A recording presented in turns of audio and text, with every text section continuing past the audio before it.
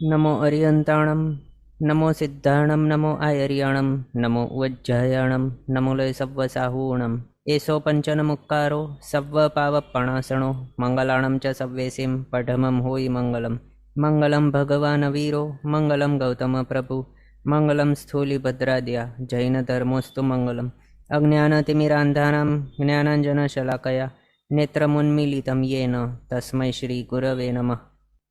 આપણો વિષય ચાલી રહ્યો છે શ્રી બૃહદ સંગ્રહણી ગ્રંથ 12મી સદીના મહાચાર્ય શ્રી ચંદ્રસુરી સ્વામી મહારાજા સાહેબ દ્વારા વિરચિત આ શ્રી બૃહદ સંગ્રહણી ગ્રંથની અંદર આપણે 4 ગતિની અંદર ભમી રહેલા એવા જીવોને વિશે અલગ અલગ દ્વારોની અંદર વિચારણા કર્યા બાદ 63 શલાકા પુરુષોને વિશે વિચારણા કર્યા માટે સ્ટાર્ટ કરેલ હતું। એની અંદર આપણે તીર્થંકર ભગવાનને વિશે વિચારણા કરી હતી। તીર્થંકર ભગવંતોને જ અરિયંત ભગવાન કહેવાય છે। અરિયંત ભગવાન અને તીર્થંકર ભગવાન બંને એક જ છે, બંનેની અંદર કોઈ પણ ડિફરન્સ હોતો નથી, તે બધું આપણને ખ્યાલ છે। પછી ચક્રવર્તી મહારાજને વિશે વિચારણા કરી, એના બાદ વાસુદેવો છે એમના વિશે આપણે વિચારણા કરી। હવે આજે આપણે બળદેવના વિશે વિચારણા કરવા માટે સ્ટાર્ટ કરીએ। એથી પહેલાં વાસુદેવોને માટે આપણે જ્યારે વિચારણા કરી રહ્યા હતા તો એની અંદર કૃષ્ણ મહારાજા તીર્થંકર ભગવંત એવા નેમિનાથ ભગવાનના શાસનની અંદર થયેલા હતા। હવે તે બંનેની અંદર પણ રિલેશન હતું, એટલે બંને કાકાઈ ભાઈ હતા। એ કઈ રીતે તેનું જરાક આપણે સમજી લઈએ કે એમની અંદર રિલેશન કઈ રીતે હતા। તે મથુરાપુરીની અંદર હરિવંશમાં બૃહદ બળ નામે રાજા થયેલા હતા। એના પુત્ર યદુ નામે હતો, તેમના પુત્ર શૂર નામે રાજા થયો, અને તે શૂરના 2 પુત્ર થયા, એક તો શૌરી અને બીજો સુવીર। એ બંને કેવા હતા તો જાગૃત અને નીતિમાં અતિ નિપુણ હતા, પરાક્રમવાળા હતા। હવે આગળ શૂર રાજાએ શૌરી નામક જે પુત્ર છે એને રાજ્ય પર સ્થાપિત કર્યો અને પોતે વ્રત અંગીકાર કર્યા, એટલે દીક્ષા ગ્રહણ કરી। પછી શૌરીએ પોતાના નાના ભાઈ એવા સુવીરને મથુરાનું રાજ્ય આપ્યું અને પોતે કુશાર્ત દેશમાં જઈને શૌરીપુર નામનું નવું એવો શહેર વસાવ્યું, એટલે શૌરી રાજાનો શૌરીપુર, આ રીતે શહેર નવો બન્યો। અને શૌરી રાજાને પછી અંધક વૃષણી વગેરે પુત્રો થયા, સુવીર રાજાને ભોજ વૃષણી વગેરે પુત્રો થયા। તેણે સૌવીર નામનું નવીન એવો નગર વસાવ્યું, સુવીરે સૌવીર નામક નગર વસાવ્યું અને શૌરીએ શૌરીપુર નામક નગર વસાવ્યું। હવે સુવીરનો ભોજ વૃષણી જે પુત્ર હતો તે ભોજ વૃષણી મથુરા નગરીનો સ્વામી થયો, એટલે રાજા થયો, અને એને ઉગ્રસેન નામનો પુત્ર થયો કે જે રાજીમતીના પિતા હતા। હવે રાજીમતી આપણને ખ્યાલ છે, નેમિકુમારને રાજીમતી એ બંનેનો સગપણ થયેલો હતો અને આગળ લગ્ન પણ થવાનું હતું। એ જ રાજીમતીજી, એમના જે પિતા હતા ઉગ્રસેન, એમના પિતા હતા ભોજ વૃષણી, અને એ ભોજ વૃષણીના પિતા કોણ તો સુવીર રાજા, એ થઈ ગયું। પછી અંધક વૃષણી કે જે કોણ તો શૌરી રાજાનો પુત્ર એવો અંધક વૃષણી રાજા, તેની સુભદ્રા નામની રાણીથી 10 પુત્રો એને ઉત્પન્ન થયા, અને એ 10 પુત્રોને દશાર્હ નામથી પ્રસિદ્ધિ થઈ। અંધક વૃષણીના 10 પુત્રો, એમના 10એનું નામ કઈ રીતે તો દશાર્હ, આ રીતે। અને એ બધાના નામ કેવા તો ફર્સ્ટથી અનુક્રમે બતાવીએ।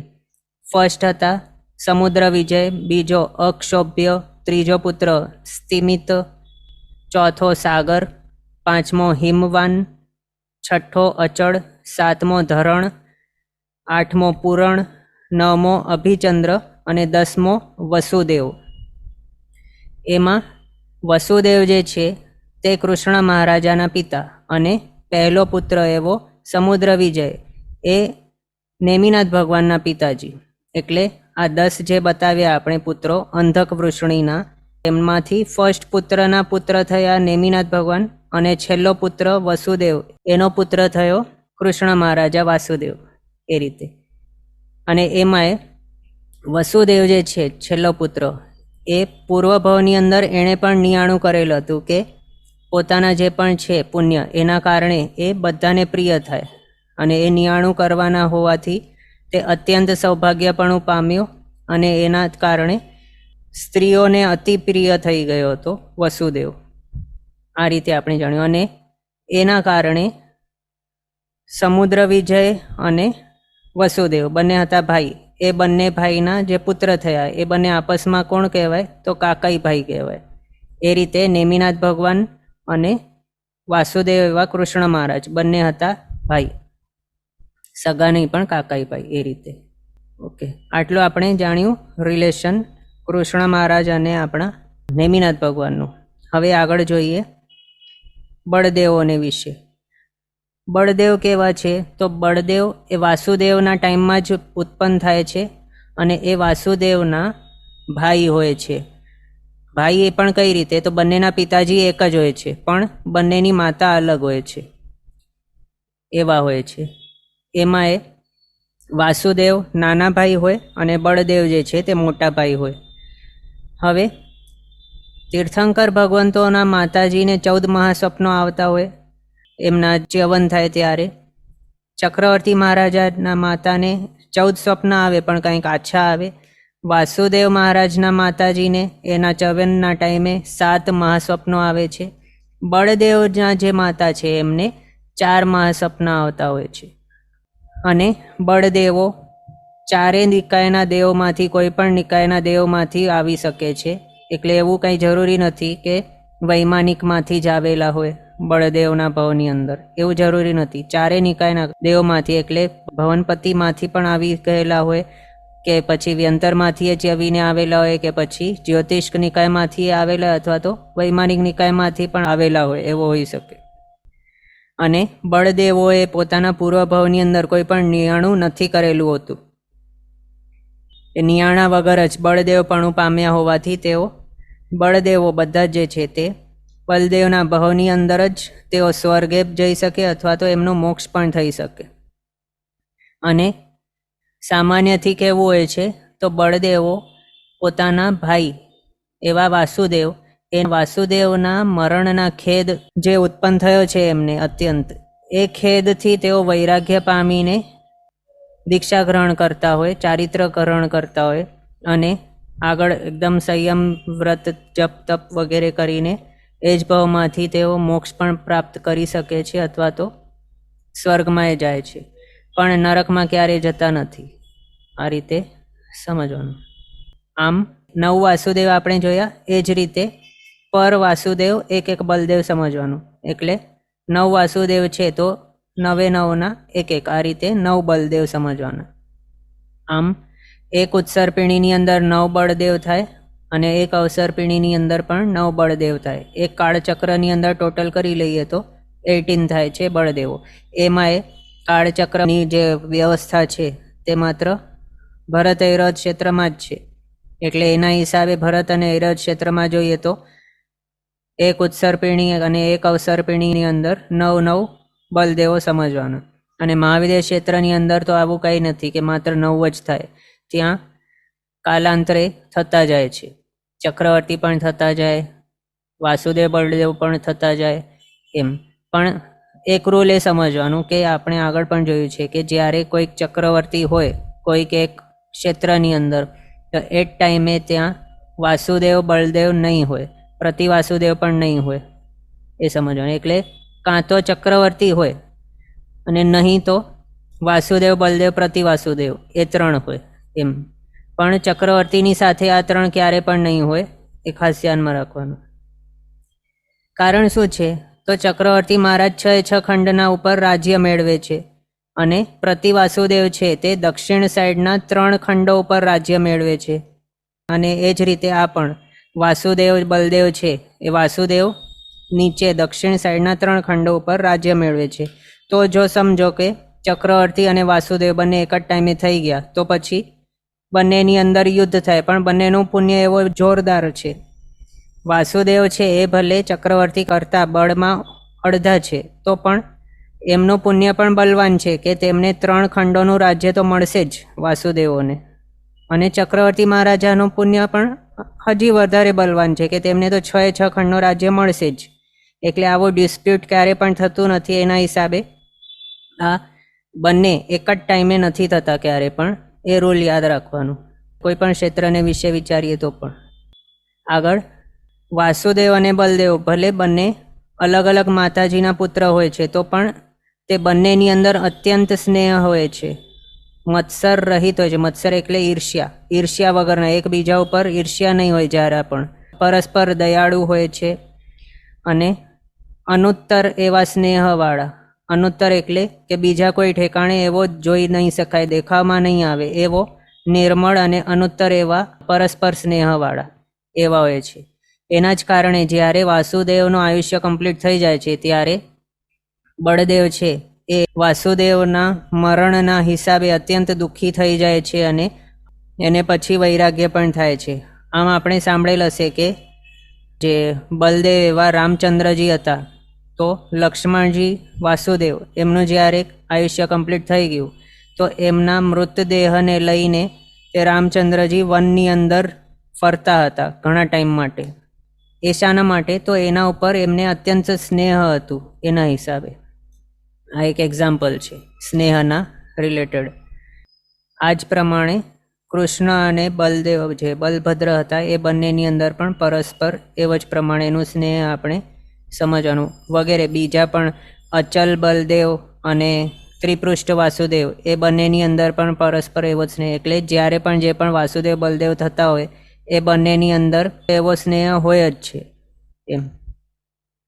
પછી આગળ બળદેવોને માટે કહ્યું છે કે તેઓ 108 લક્ષણોથી યુક્ત હોય છે, ગૌરવર્ણીય હોય છે, અદ્ભુત રૂપવાળા હોય કે જે રૂપથી સ્ત્રીઓ પણ અટ્રેક્ટ થઈ જાય, આકર્ષિત થઈ જાય એવા અત્યંત રૂપવાળા હોય, મહાબલવાન હોય, અમોઘ શક્તિને ધારણ કરનારા હોય છે. અમોઘ એટલે કે જેનો તોડ નહીં હોય એવો, એને અમોઘ કહેવાય. તો એવી અમોઘ શક્તિવાળા હોય છે. એમના 3 રત્નો હોય છે. અહીંયા આપણે જોઈ શકીએ છીએ 2 રત્ન. આ છે હળ રત્ન અને આ છે મૂષળ રત્ન. મૂષળ એટલે શું? તો આપને એક ફોટો બતાવું, 1 મિનિટ. આમના હાથની અંદર આ જે દેખાય છે એ છે મૂષળ, નીચે આ જે છે તે. અને એ ધાન હોય કે મસાલા એ કૂટવા માટે જે યુઝ થતું હોય આ દાંડા જેવું, તે છે મૂષળ. આ છે ઉખલ અને આ મૂષળ. તો એમાંથી આ જે મૂષળ છે એ છે એમનું મૂષળ રત્ન એમ. અને ત્રીજો છે ધનુષ રત્ન. ધનુષ તો આપણે જાણીએ છીએ. આ રીતે બળદેવોના 3 રત્નો હોય છે. કયા? તો ધનુષ, હળ અને મૂષળ. એ પણ દેવોથી અધિષ્ઠિત હોય છે. બલદેવોના ધ્વજા કેવી હોય? તો તાલ ચિહ્નથી યુક્ત હોય છે. વાસુદેવની ધજા કેવી હતી? ગરુડના ચિહ્નથી યુક્ત. અને આમની તાલ ચિહ્નથી યુક્ત હોય. પછી વાસુદેવોને માટે સ્ત્રીઓનું પ્રમાણ કે નંબર બતાવ્યું હતું 16,000 કે મતાંતરે 32,000. પણ બળદેવોને માટે એવી કોઈ સ્ત્રીઓની સંખ્યા ઉપલબ્ધ દેખાતી નથી.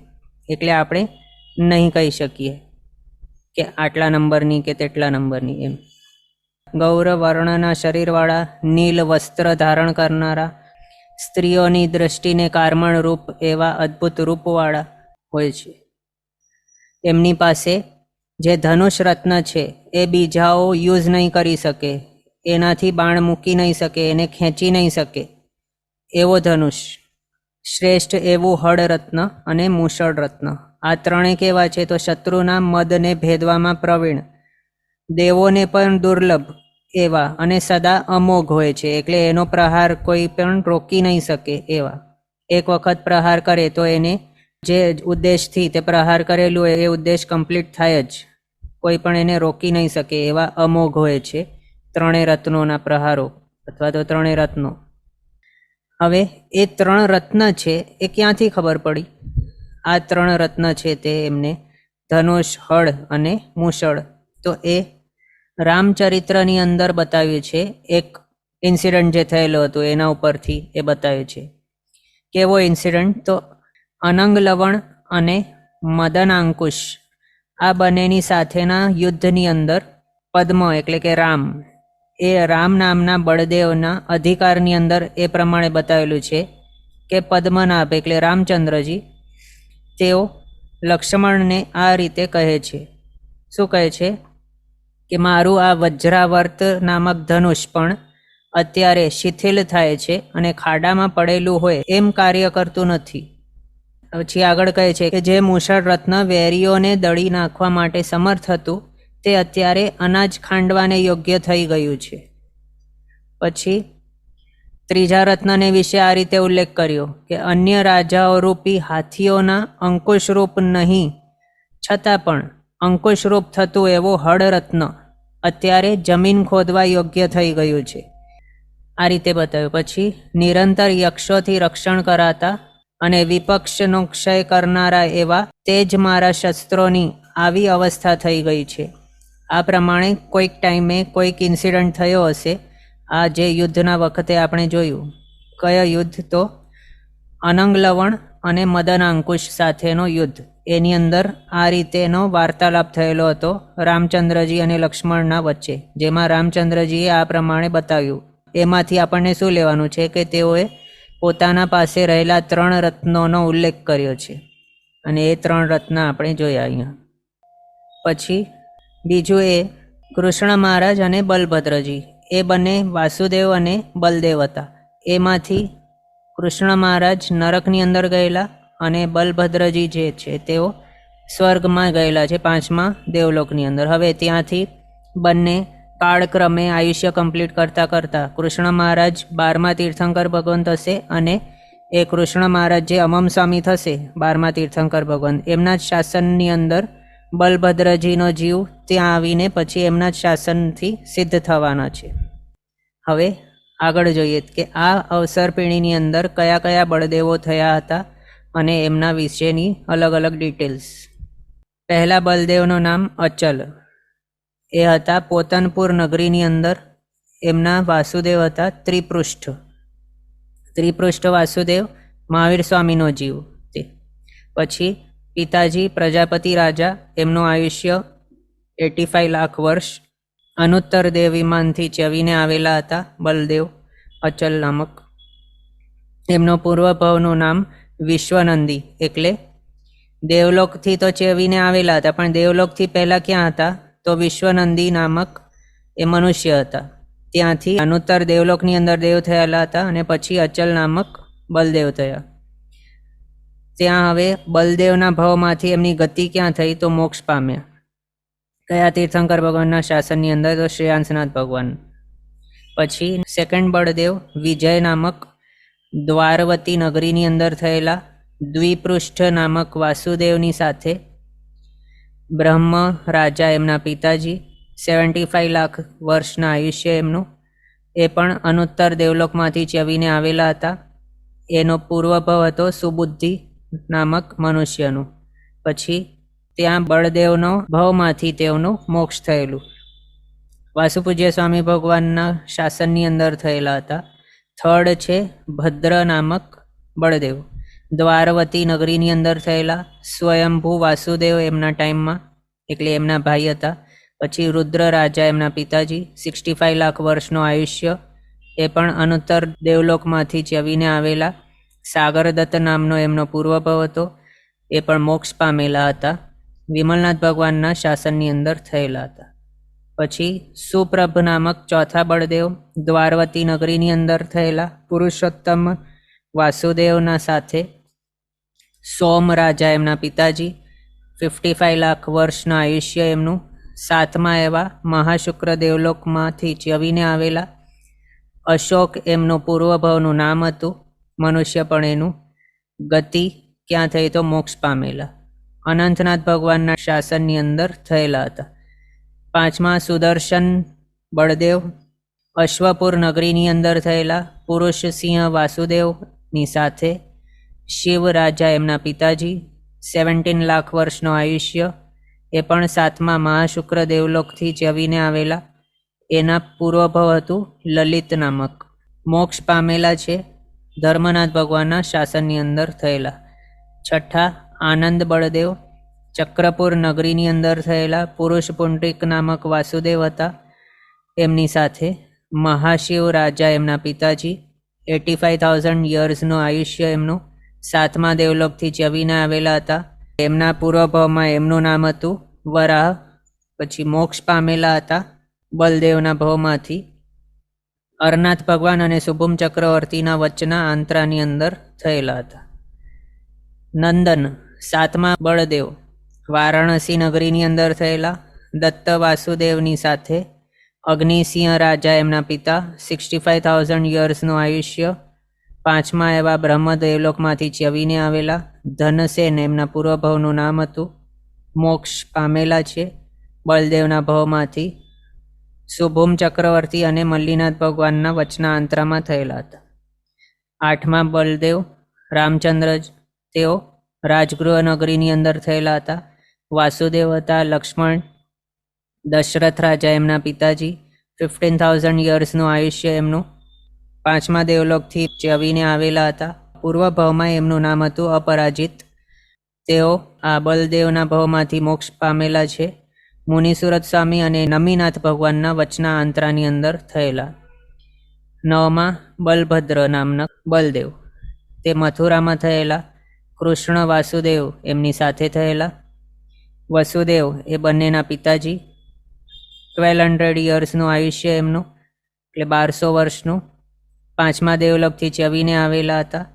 લલિતરાજ એમના પૂર્વભવનું નામ. 5મા દેવલોકમાં ગયેલા છે બલભદ્રના ભવમાંથી. નેમિનાથ ભગવાનના શાસનની અંદર થયેલા હતા. આ રીતે આપણે આ અવસરપીણીમાં થયેલા એવા 9 બળદેવો વિશે જાણ્યું.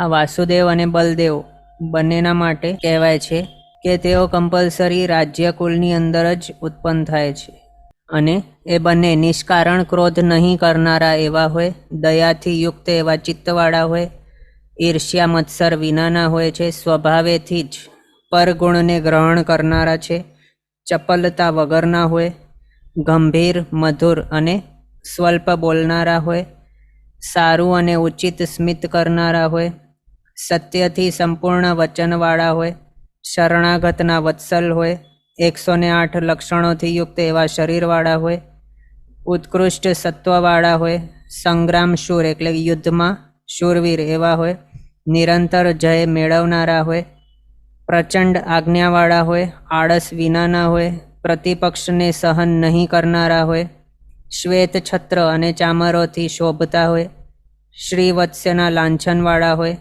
કમળ સમાન નેત્રવાળા, પ્રિય દર્શનવાળા, યશ અને કીર્તિ એમને મળતી હોય એવા હોય છે અને હાથી સમાન ગતિવાળા હોય છે. આ રીતે વાસુદેવ અને બલદેવોને માટે બતાવ્યું છે. ક્વેશ્ચન છે, વાસુદેવ અને બલદેવ ઇઝ ઓલવેઝ બ્રધર? તો હા, વાસુદેવ અને બલદેવ બંનેના પિતા કોમન હોય, એક જ પિતાજી હોય છે વાસુદેવ અને બલદેવના. અને પિતા એટલે કોણ છે? આ બધા રાજાઓ છે અને રાજાઓની એક જ રાણી નહીં હોય પણ 2-3 વગેરે અનેક હોઈ શકે છે. તો એમાં એક રાણીથી વાસુદેવ અને બીજી કોઈક રાણીથી બળદેવ, આ રીતે સમજવાનું. એટલે પિતાજી બંનેના એક જ હોય કમ્પલસરી અને બંનેની માતા અલગ હોય છે, એવું એવા હોય છે બધા વાસુદેવ અને બળદેવો એમ. નેક્સ્ટ આવે છે પ્રતિવાસુદેવ. પ્રતિવાસુદેવ હવે કેવા હોય છે તે સમજી લઈએ. પ્રતિવાસુદેવોનું પુણ્ય બળના કારણે તેઓ પણ આ ભાવની અંદર દક્ષિણ ભરત ક્ષેત્રને વિશે વાત કરીએ તો દક્ષિણ સાઈડનું ભરત અથવા તો બીજો કોઈ પણ જે પણ ક્ષેત્રની અંદર તેઓ જન્મેલા હોય તેના દક્ષિણ સાઈડના 3 ખંડો ઉપર રાજ્ય મેળવે છે. તેઓ ચક્રધારી હોય છે. એમના માટે બતાવે છે કે તેઓનું સ્વપ્ન આદિ સર્વ સ્વરૂપ વાસુદેવની જેમ સમજવાનું. આ પ્રતિવાસુદેવો પણ 9 હોય છે. જેટલા નંબરના વાસુદેવ એટલા જ સેમ નંબરના બળદેવ એટલા જ સેમ નંબરના પ્રતિવાસુદેવ. એટલે 9 વાસુદેવ, 9 પ્રતિવાસુદેવ, 9 બળદેવ. આ રીતે 3 ખંડના અધિપતિ એવા પ્રતિવાસુદેવ જ્યારે પોતાનું આખું સામ્રાજ્યને ભોગવતા હોય ત્યારે વાસુદેવની ઉત્પત્તિ થાય છે. આગળ જઈને વાસુદેવ ધીમે ધીમે મોટા થતા જાય અને એક વખત એવો આવે છે કે જ્યારે વાસુદેવ અને પ્રતિવાસુદેવ બંનેની અંદર ભીષણ એવો યુદ્ધ થાય છે અને એ યુદ્ધની અંદર વાસુદેવના મહાન એવા બળની સામે પ્રતિવાસુદેવ ફાવી નહીં શકે. એટલે પ્રતિવાસુદેવ એ થોડા ઢીલા પડી જાય છે વાસુદેવના બળની આગળ. પોતાના બધા જ શસ્ત્ર વગેરે બધા ઉપાયો ટ્રાય કરી નાખે તો પણ એ વાસુદેવને હરાવી શકતા નથી. એના હિસાબે છેલ્લે પોતાની પાસે રહેલો જે સુદર્શન ચક્ર છે એ પ્રતિ વાસુદેવ મૂકે છે વાસુદેવ ઉપર, વાસુદેવના વધ કરવા માટે. પણ વાસુદેવ જે છે એનું મહાન પુણ્ય બળ એવું છે જેના કારણે તે ચક્રરત્ન જે મહાસુદર્શન ચક્ર છે જે પ્રતિ વાસુદેવે વાસુદેવ ઉપર મૂક્યું છે એનો વધ કરવા માટે, તે જ ચક્ર એ વાસુદેવને પ્રદક્ષિણા આપીને વાસુદેવના તાબામાં આવી જાય છે અને એ જ ચક્ર દ્વારા તે વાસુદેવ છે તે પ્રતિ વાસુદેવનો વધ કરી નાખે છે. આ જ રીતે અનાદિકાળથી થતું આવ્યું છે. અનાદિકાળનું નિયમ જ છે આવું કે પ્રતિ વાસુદેવ વાસુદેવને હણવા માટે ટ્રાય કરે, પણ એ પ્રતિ વાસુદેવનો જે પ્રિવિયસલી ચક્ર હતું એ જ ચક્ર વાસુદેવ પાસે રહી જાય અને વાસુદેવનો આજ્ઞા પાલન કરીને પછી પ્રતિ વાસુદેવનો જ વધ કરી નાખે છે. એ પ્રમાણે શાસ્ત્રકાર ભગવંતો કહે છે કે અનાદિકાળથી હમણાં સુધી દરેક પ્રતિ વાસુદેવનો વધ વાસુદેવના હાથે થયું છે અને એ જ રીતે થવાનું છે.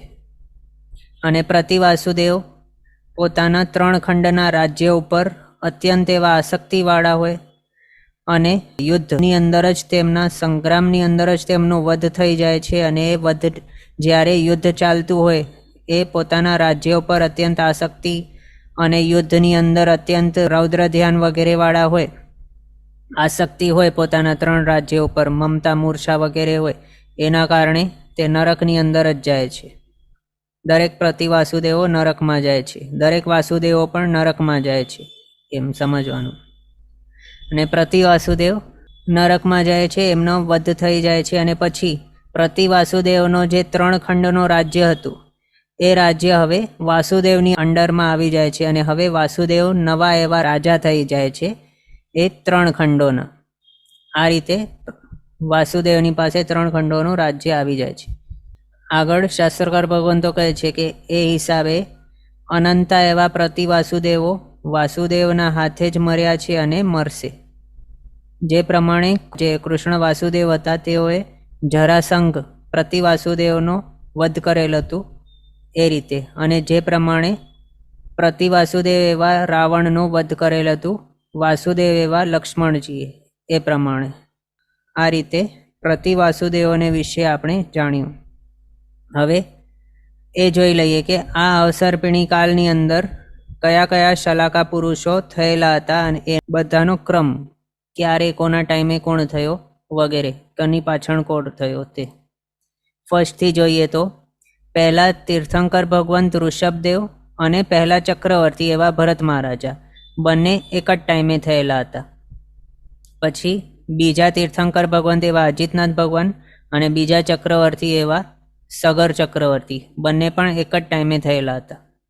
એમાં ઋષભદેવના પુત્ર હતા ભરત મહારાજા, અજીતનાથ ભગવાનના કાકાઈ ભાઈ હતા સગર ચક્રવર્તી.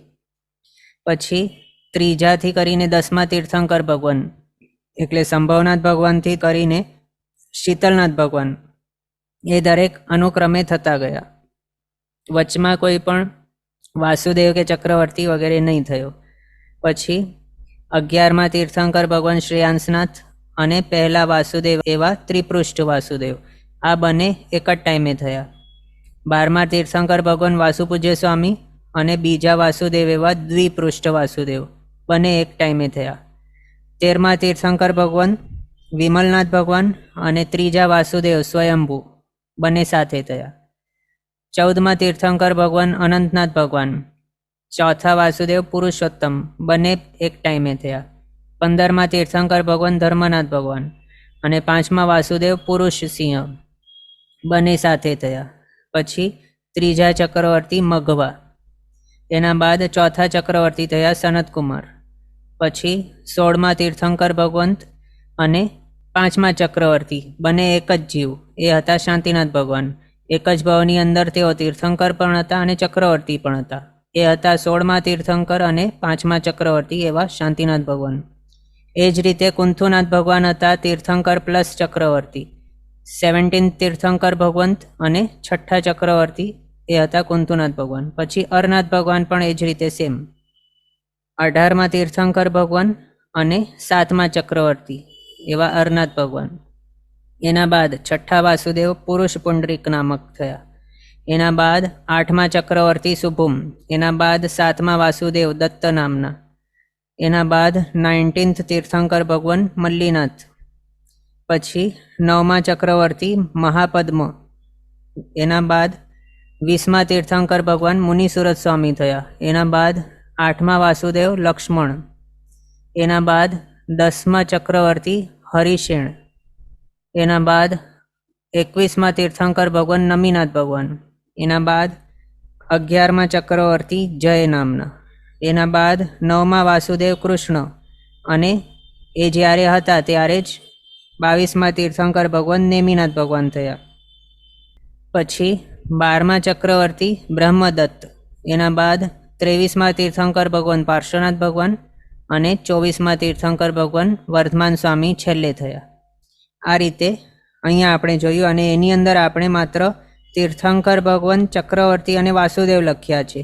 તો જ્યાં જ્યાં વાસુદેવો લખ્યા છે ત્યાં બલદેવ અને પ્રતિવાસુદેવ એ પણ સમજવાનું સાથે, કારણ વાસુદેવ, પ્રતિવાસુદેવ અને બલદેવ ત્રણેય એક જ ટાઈમે થતા હોય છે એના હિસાબે. એટલે આ જે છે ટેબલ, એની અંદર એ લખવાનું કોઈ મિનિંગ નહીં હતું. માત્ર વાસુદેવ લખીએ તો પણ સમજી શકાય કે વાસુદેવ હોય ત્યારે બલદેવ, પ્રતિવાસુદેવ પણ હોય સાથે કમ્પલસરી ભેગા એના હિસાબે.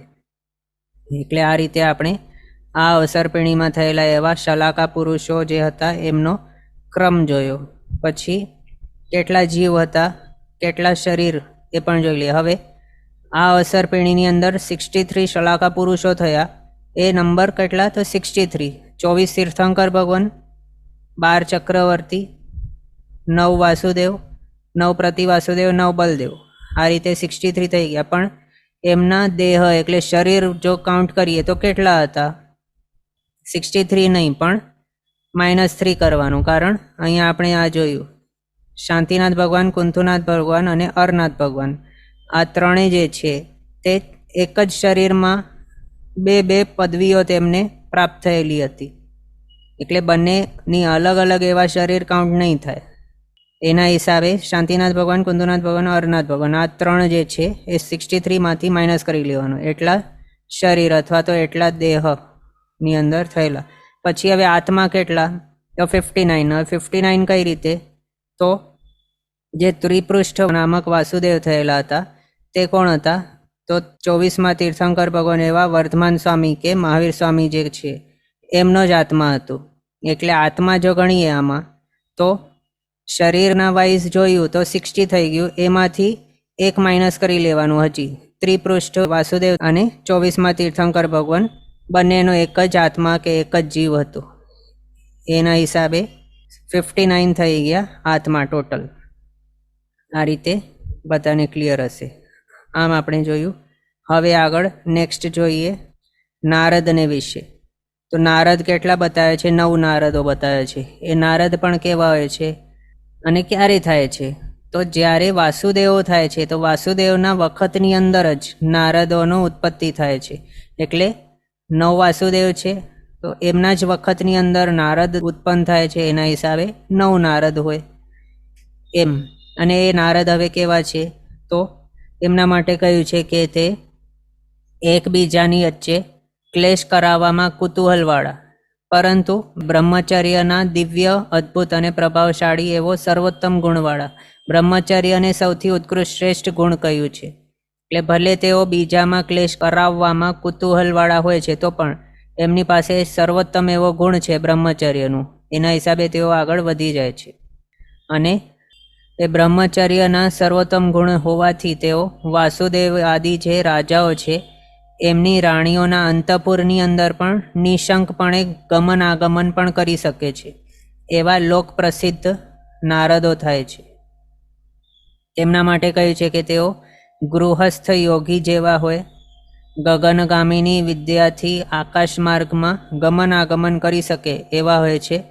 સર્વત્ર રાજ્યસભામાં રાજાનો આદેશ થતાં પોતાના આંખેથી જોયેલી અને અનુભવેલી એવી અનેક ક્ષેત્ર આદિના વિષયની અલગ અલગ એવા હાસ્યરસથી ભરપૂર અને કૌતુકમય એવી કથાઓને સંભળાવનારા એવા હોય. અને એના જ કારણે એકબીજાને લડાવી આપવામાં મહાકુશલ એવા હોય છે આ નારદો.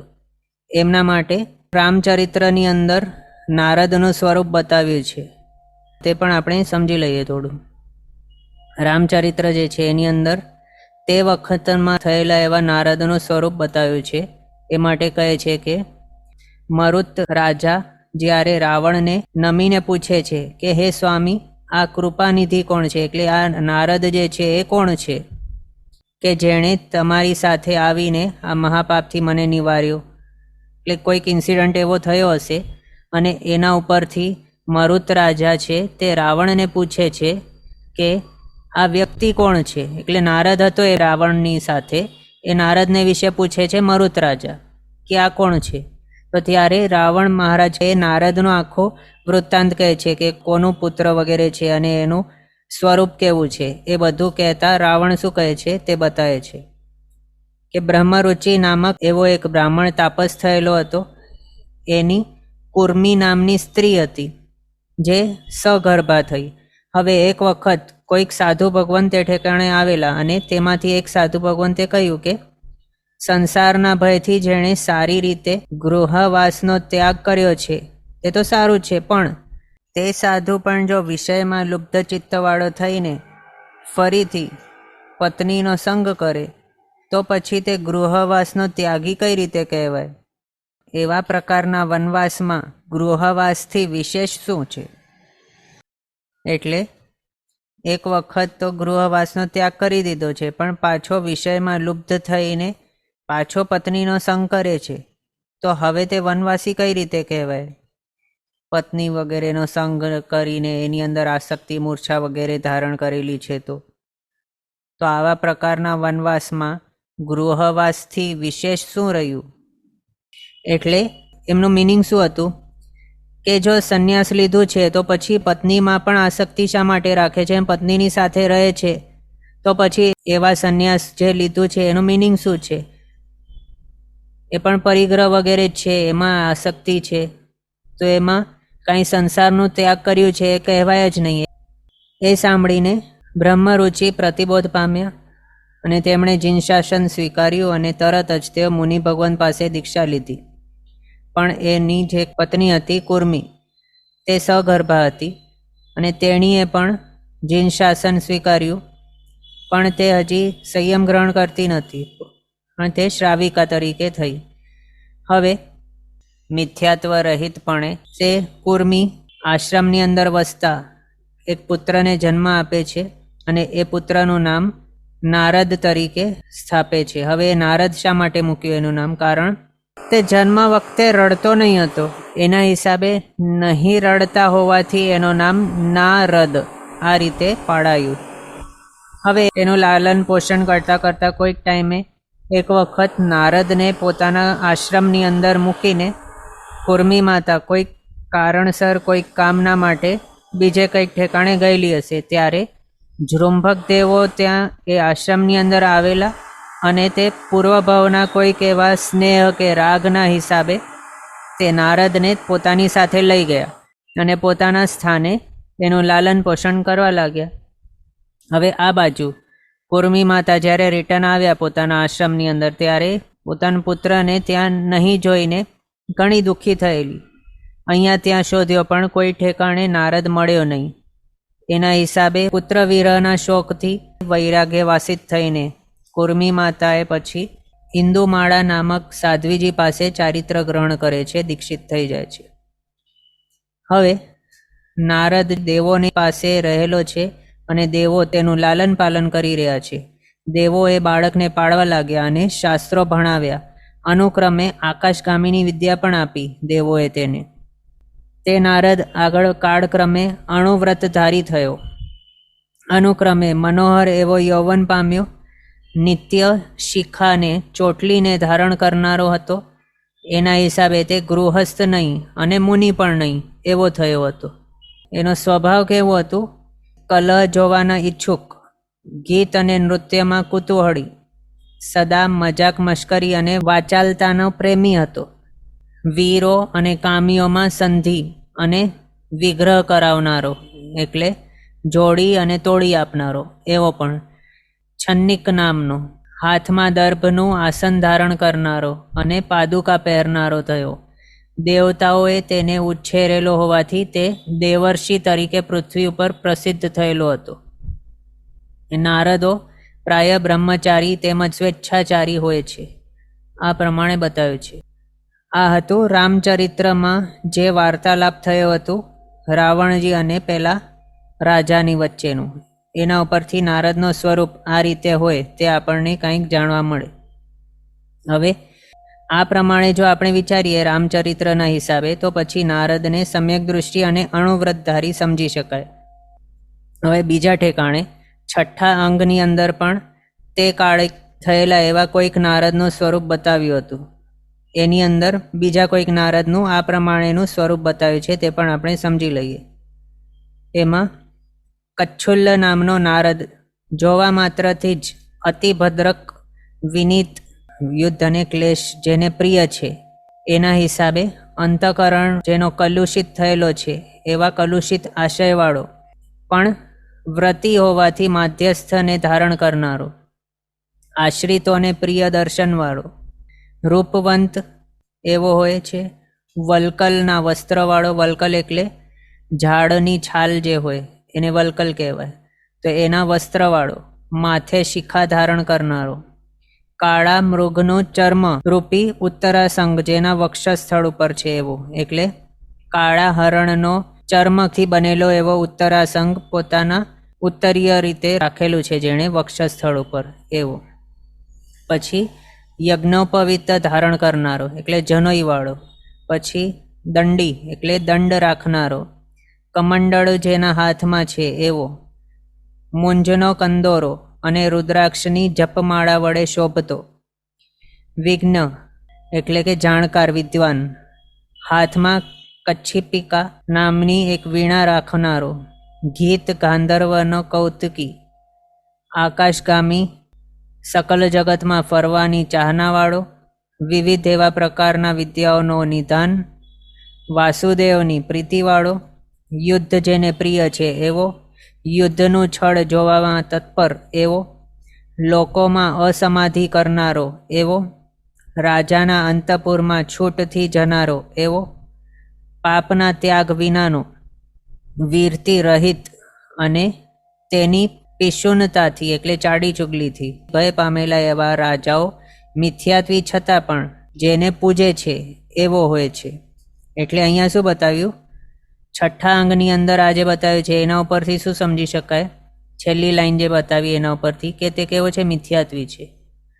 આગળ રામચરિત્રની અંદર જે ત્યારના ટાઈમના હતા નારદજી, તે એવા હતા અણુવ્રતધારી એટલે સમ્યક્ત્વી હતા ત્યારના.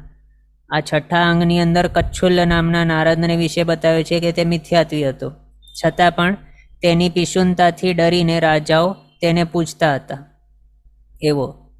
પછી છઠ્ઠા અંગની વૃત્તિની અંદર જ આગળ શું બતાવ્યું કે અંતકોડાકોડી સાગરોપમની સ્થિતિ દ્વારા ઉત્પન્ન થતા સંકિતથી જેણે મિથ્યાત્વને હણ્યું નથી, એટલે જે સંકિતધારી નથી થયો, મિથ્યાત્વી છે એવો, સરવીરતી નથી લીધી એવો, આશ્રવોનો પચખાણ કર્યો નથી એવો, તેમજ જ્ઞાનવણીય આદિ પાપ કર્મોનો જેણે ક્ષયોક્ષમ કર્યો નથી એવો નારદ હોય છે.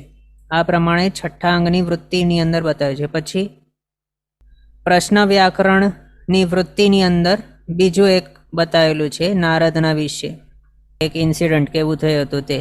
એ પણ શાના રિલેટેડ છે? તો કૃષ્ણ મહારાજના ટાઈમમાં દ્રૌપદીજી, પાંડવ વગેરે થયા હતા. તો એક વખત ધાતકી ખંડના ભરત ક્ષેત્રના પદ્મોત્તર રાજાએ દ્રૌપદીજીનું હરણ જ્યારે કરેલ હતું ત્યારે કૃષ્ણ મહારાજ એ પદ્મોત્તર રાજાની સાથે યુદ્ધ કરીને દ્રૌપદીજીને પાછું લાવવા માટે ત્યાં ધાતકી ખંડની અંદર ગયેલા હતા. તો એ ટાઈમની વાત છે આ. એ ઇન્સિડન્ટ રિલેટેડ અહીંયા બતાવ્યું છે પ્રશ્ન વ્યાકરણની વૃત્તિની અંદર. કે કોઈક એક વખતે નારદ મુનિ આકાશમાંથી ત્યાં ઉતર્યા અને પરિવારથી યુક્ત એવા પાંડુ રાજાએ નારદ મુનિનો અભ્યુત્થાન આદિ કરેલું, પણ દ્રૌપદીજી એ શ્રમણોપાસિકા હોવાથી આ મિથ્યા દૃષ્ટિ મુનિ છે એમ જાણીને અભ્યુત્થાન આદિ નહીં કર્યું. આ ઇન્સિડન્ટના કારણે નારદ મુનિને અંતરમાં ચોટ લાગી, અપમાનજનક લાગ્યું એમને.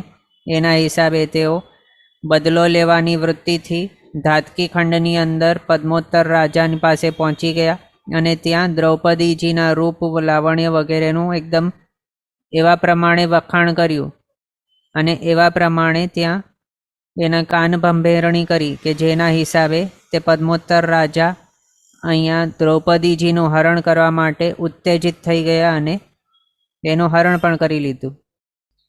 આ પ્રમાણે ત્યાં અંકિત છે પ્રશ્ન વ્યાકરણની વૃત્તિની અંદર. એટલે મેન અહીંયા શું જાણવાનું છે આપણને કે ત્યાં શું બતાવ્યું કે તે જે નારદ હતા કેવા હતા, મિથ્યા દૃષ્ટિ મુનિ એમ.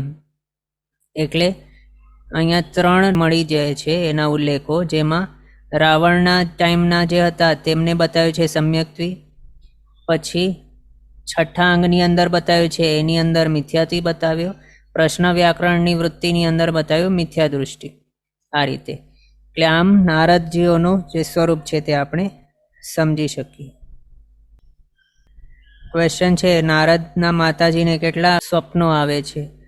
તો એવા સ્વપ્નને ખાસ એવો ઉલ્લેખ કંઈ નથી કે આટલા સ્વપ્નો આવે. માત્ર તીર્થંકર ભગવંતજીના માતાને આવે, પછી ચક્રવર્તી મહારાજને વિશે ઉલ્લેખ છે કે એમના માતાજીને આવે, પછી વાસુદેવ, બલદેવ એમના વગેરેના વિશે માત્ર કહેલું છે. પણ આ નારદ જે છે એમના માટે એવું કંઈ છે નહીં કે આટલા જ ને આ જ સ્વપ્ન આવે એવું, એનો ઉલ્લેખ આપણને નહીં મળે એમ. તો આ રીતે આપણે નારદોને વિશે જોયું કે તેઓ કેવા હોય છે તે. હવે રુદ્રોને વિશે પણ જોઈ લઈએ. તો રુદ્ર બતાવે છે એક ઉત્સર્પિણી કે એક અવસર્પિણીની અંદર 11 થાય છે. એક કાળચક્રનું આખું કમ્પ્લીટ ટોટલ કરી લઈએ તો 22 થઈ જાય, 11 + 11. પણ આપણે એક અવસર્પિણીનું જ માત્ર જોઈ રહ્યા છે, એના હિસાબે 11 સમજવાના. તો એમના માટે બતાવે છે કે જેઓ રુદ્ર નામથી પ્રસિદ્ધ છે તેઓ તે પ્રકારે એના કર્મના વશથી અનેક લોક વિરુદ્ધ એવા આચરણો કરનારા મહા ઉદ્ધત એવા હોય છે. દેવોના આરાધનથી અનેક એવા વિદ્યાઓને ધારણ કરનારા હોય, અનેક પ્રકારના પરાક્રમો બતાવી શકે એવા હોય છે, અનેક એવી વિદ્યાઓના જાણકાર હોય, મહાવ્યભિચારી હોય છે. એવું આટલું માત્ર બતાવે છે રુદ્રોના માટે. અને આપણા આ અવસર્પિણીની અંદર કયા 11 રુદ્ર થઈ ગયા છે તે આપણે જાણી લઈએ. પહેલા રુદ્ર હતા ભીમાવલી, 7મી નરકમાં ગયેલા છે, ઋષભદેવ ભગવાનના શાસનની અંદર થયેલા હતા. બીજા જીતશત્રુ નામનો રુદ્ર, 7મી નરકમાં એ પણ ગયેલો છે, અજીતનાથ ભગવાનના શાસનની અંદર થયેલો હતો. પછી ત્રીજો રુદ્ર નામક રુદ્ર 6ઠ્ઠી નરકની અંદર ગયેલા છે, સુવિધિનાથ ભગવાનના શાસનની અંદર. ચોથો વિશ્વાનલ નામક રુદ્ર, 6ઠ્ઠી નરકમાં એ પણ ગયેલા, શીતલનાથ ભગવાનના શાસનની અંદર થયેલ. પાંચમો સુપ્રતિષ્ઠિત નામક રુદ્ર, એ પણ 6ઠ્ઠી નરકમાં ગયેલ, શ્રેયાંસનાથ ભગવાનના શાસનની અંદર થયેલ. છઠ્ઠો છે અચલ નામક રુદ્ર, એ પણ 6ઠ્ઠી નરકની અંદર ગયેલા, વાસુપૂજ્ય સ્વામીના શાસનની અંદર થયેલા. સાતમો પુંડરીક નામક રુદ્ર, એ પણ 6ઠ્ઠી નરકની અંદર ગયેલ, વિમલનાથ ભગવાનના શાસનની અંદર થયેલ. આઠમો જીતધર નામક રુદ્ર, 5મી નરકમાં ગયેલ, અનંતનાથ ભગવાનના શાસનની અંદર થયેલ. નવમા જીત નામક રુદ્ર, 3જી નરકની અંદર ગયેલ, ધર્મનાથ ભગવાનના શાસનમાં થયેલ. 10મા પેઢાલ નામક રુદ્ર, 3જી નરકની અંદર ગયેલ, શાંતિનાથ ભગવાનના શાસનની અંદર થયેલ. 11મો સત્યકી નામક રુદ્ર, એ પણ 3જી નરકની અંદર ગયેલ અને મહાવીર સ્વામીના શાસનની અંદર થયેલ. આ રીતે સમજવાનું. ક્વેશ્ચન છે રુદ્ર કોણ હોય? તો રુદ્ર કેવા હોય છે? મહા ઉદ્ધત હોય છે, અનેક વિદ્યાઓના ધારણ કરનારા, એટલે દેવોને પ્રસન્ન કરીને, દેવોને આરાધના કરીને અનેક એવી વિદ્યાઓને પામેલા હોય અને એ વિદ્યાના બળથી ઉત્પાત મચાવતા હોય, ઉદ્યમ મચાવતા હોય, મહાવ્યભિચારી હોય છે, અનેક એવા પરાક્રમો બતાવી શકે એવા છે. પોતાની પાસે જે વિદ્યાઓ છે એના બળથી લોક વિરુદ્ધ આચરણ કરનાર હોય છે તેઓ, એ પ્રમાણે બતાવ્યું છે. આ રીતે આપણે મહાપુરુષોને વિશે જાણ્યું, જેમાં 63 શલાકા પુરુષો આવે છે. 63 શલાકા પુરુષોની અંદર 24 તીર્થંકર ભગવંત આવે, 12 ચક્રવર્તી આવે, 9 પ્રતિવાસુદેવ, 9 વાસુદેવ, 9 બળદેવ, બસ આટલા જ આવે બધા 63 શલાકા પુરુષોની અંદર. અને 9 નારદ અલગ હોય છે, એ 63 શલાકા પુરુષમાં નહીં હોય. 11 રુદ્ર પણ અલગ હોય છે. આ રીતે આપણે જાણ્યું. એમાંથી આ અવસર્પિણીની અંદર કયા તીર્થંકર ભગવાન ચક્રવર્તી વગેરે થઈ ગયા છે તે આપણે જોયું. આમાં તીર્થંકર ભગવંતોને ધર્મ પુરુષ બતાવ્યા છે, ચક્રવર્તી મહારાજાઓને ભોગ પુરુષ બતાવ્યા છે, અને વાસુદેવ પ્રતિવાસુદેવ વગેરે જે છે એમને કર્મ પુરુષ તરીકે બતાવ્યા છે. એમાં મહાવિદેશ ક્ષેત્રની અંદર તે નિરંતર હોય છે આ પુરુષો, પણ ભરત અને ઐરાવત ક્ષેત્રની અંદર માત્ર અમુક ટાઈમે જ હોય છે, અને એ પણ અમુક નંબરની અંદર જ હોય છે. આટલા નંબરના હોય છે માત્ર એક અવસર્પિણીની અંદર કે એક ઉત્સર્પિણીની અંદર. બસ આ પ્રમાણે આ મહાપુરુષો વિશેનો રિલેટેડ એવો ટોપિક આપણો કમ્પ્લીટ થયો છે. હવે આજનો સમય અહીંયા આપણો થયો છે. આગળના પદાર્થ આપણે નેક્સ્ટ ક્લાસમાં કન્ટિન્યુ કરશું અવસરે. જીનાજ્ઞા વિરુદ્ધ કંઈ પણ બોલાય તો મિચ્છામિ દુક્કડમ. સર્વમંગલ માંગલ્યમ સર્વકલ્યાણકારણમ પ્રધાનમ સર્વધર્માણામ જૈનમ જયતિ શાસનમ. પ્રણામ. બધા શાતામાં રહેજો, જીનાજ્ઞાપૂર્વકનું જીવન જીવજો, સર્વવીરતી તરફ આગળ વધજો અને મનુષ્ય ભવ સફળ કરજો.